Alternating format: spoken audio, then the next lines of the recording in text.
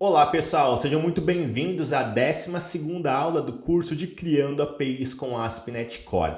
Nessa aula iremos trabalhar com o método HTTP POST, que vai ser responsável por cadastrarmos informações em nossas tabelas. Antes da gente poder trabalhar com a nossa classe, eu quero importar uma coisa muito importante. Using API.models. Eu preciso trabalhar futuramente com o meu modelo pessoa. Então, para não dar nenhum problema, importem, por gentileza. E aqui no nosso Public Class Pessoa Controller, a gente vai herdar a controller base. E aqui vão ter várias opções, muitas finalidades, funcionalidades, melhor dizendo, que a gente vai estar utilizando no decorrer das nossas aulas, tá bom? Daqui a pouco eu vou explicar melhor o que é o nosso controller base. Mas, beleza. Então, assim, aqui dentro das minhas chaves, eu vou precisar ter um objeto do tipo DataContext para eu poder ter acesso às funções de cadastro, alteração, seleção, exclusão e outras funções também. Então, aqui eu vou criar de maneira privada um DataContext, darei o nome de DC, de DataContext, tá bom? E toda vez que essa minha classe pessoa controller ela for executada, a gente vai ter que pegar o nosso DataContext e passar para o nosso DC. Então, vou fazer aqui um construtor public pessoa controller, abro e fecho parênteses, pulo uma linha, abro e fecho chaves. Aqui dentro, pessoal, do meu parênteses, eu vou ter um parâmetro obrigatório que vai ser do tipo DataContext. E eu vou dar um nome aqui de Context, só para a gente não confundir o DC com este parâmetro.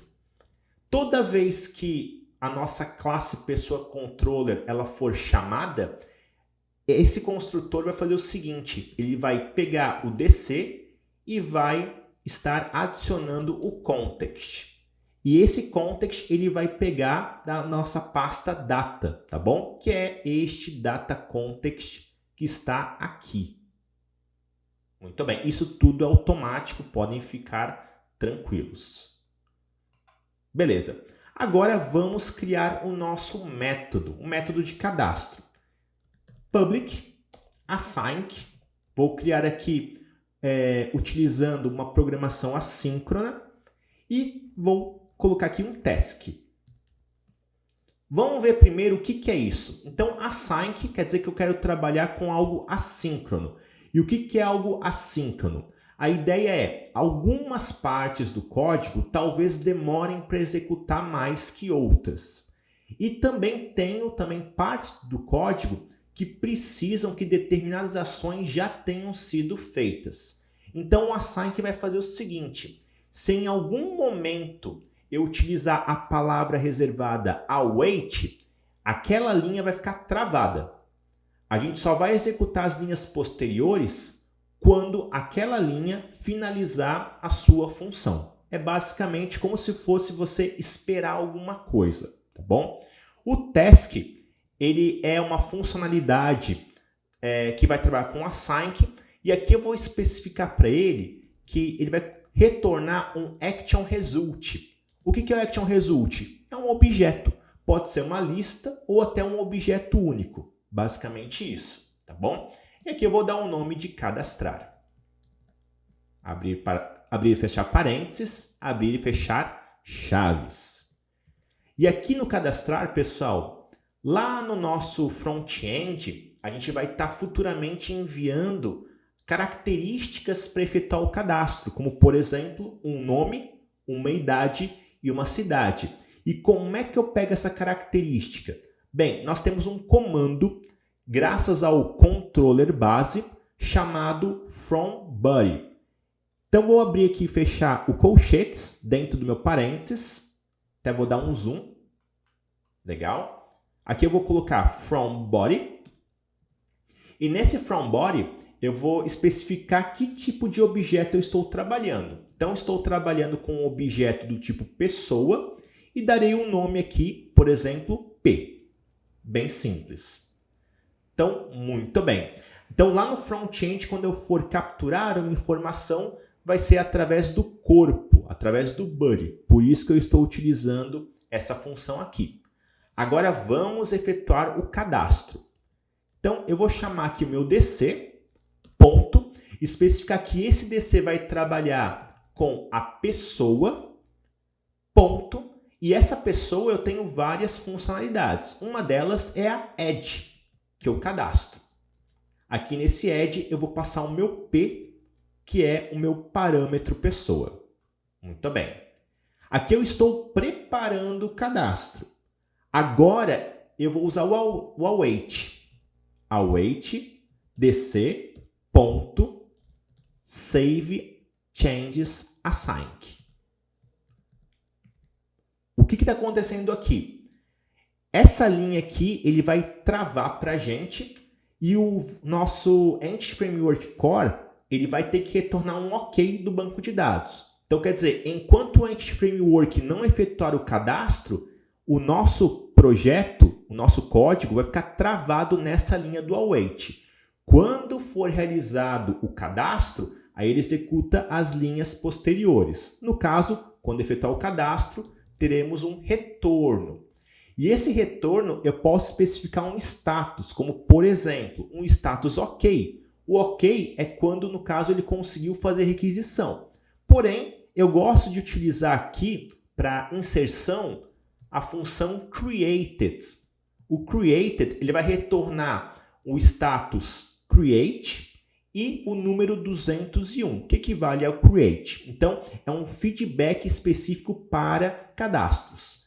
Aqui eu tenho que passar duas características. Uma delas é uma URL. Aqui basicamente seria como se fosse uma URL de pesquisa. Quer dizer, onde é que está o meu usuário, a minha pessoa. Isso aqui eu vou colocar uma palavra qualquer, um texto qualquer. Por exemplo, objeto pessoa. A gente pode futuramente estar implementando essa URL de pesquisa depois. E aqui eu vou passar o P. Toda vez que a gente cadastrar uma pessoa, ele vai retornar para a gente um JSON. E esse JSON, uma coisa muito importante, lembre-se que anteriormente eu falei que aqui em cima a gente ia mandar no front-end o nome, a idade e a cidade. Quando vocês executam essa funcionalidade do Entity Framework, agora o P, além dessas três características, vai ter o ID gerado no banco. Então, nesse caso, esse P tem 4 características: ID, nome, cidade e idade. Para fechar, pessoal, aqui em cima eu vou colocar uma annotation http post, abrir e fechar parênteses, abrir e fechar aspas, e darei o nome aqui de API. Todas as nossas requisições, post, put, dentre outras, eu vou colocar um nome de API, para seguir o mesmo padrão, tá bom? Salva, vamos lá no terminal e digitamos .NET Run. Muito bem, deixa eu pegar aqui a URL que ele gerou, vou copiar aqui. Muito bem. Para a gente poder testar a nossa API, nós temos que usar algum software ou extensão de testes. Nesse caso, eu estou utilizando a extensão Thunder Client, mas tem vários softwares que vocês podem estar utilizando aí. Fiquem à vontade se vocês já tiverem algum aí que vocês gostem de utilizar. Então aqui no Thunder Client eu vou criar uma nova requisição. Essa requisição eu posso pré-definir aqui qual eu quero utilizar. No meu caso, como é um post, aqui eu vou colocar post. Na URL eu vou apagar e vou colar a URL gerada no terminal e vou especificar que o caminho é pessoa/API. Muito bem. Aqui eu tenho alguns links. Existe um chamado Buddy, que é o corpo. É neste Buddy que eu vou estar adicionando as características do meu usuário, da minha pessoa.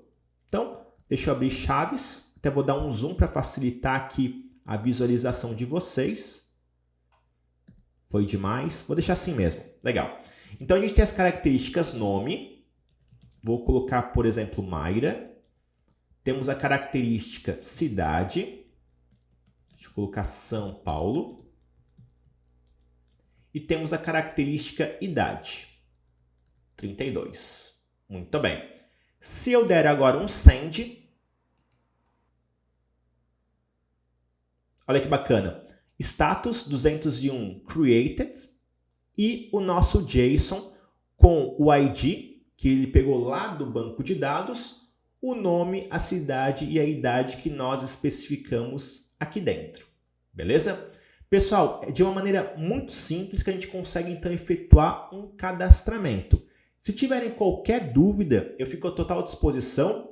Comentem aí, tá bom? Eu leio todos os comentários. Espero que vocês tenham conseguido e espero que estejam gostando da aula também. Até a próxima!